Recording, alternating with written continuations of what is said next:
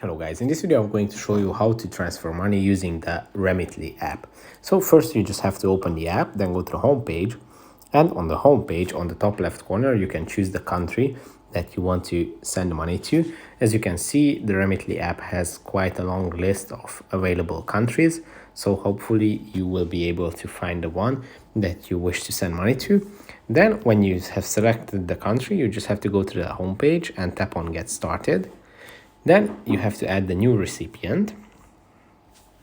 And when you tap on it, you just have to type in the amount of money that you would like to send. On the top, you can see your local currency, and below that, you can see the same amount in the recipient country's currency, which is francs in our case. Then tap on Continue to choose the delivery methods. Now, for each country, there are going to be different available delivery methods. For France, we have bank deposit and cash pickup, but usually bank deposit is always on the list for each country. And when you choose, if you choose the bank deposit, you also have to choose the bank that you would like to send money to.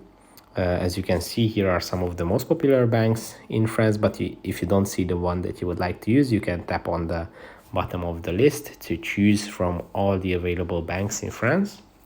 Then when you choose the bank, you just have to add the IBAN number of your recipient. Now here you should be very careful to type in the correct number. Obviously, I'm just using a fictional number so I can show you all the steps. Then type in the first name and last name of the recipient. Tap on Continue.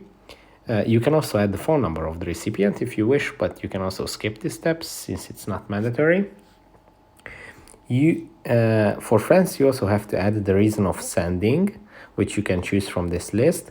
But you should know that this is not mandatory for each country. As I experienced it, for 80% of the countries, you do not have to add the reason of sending. But for France, you have to, and for a few other countries.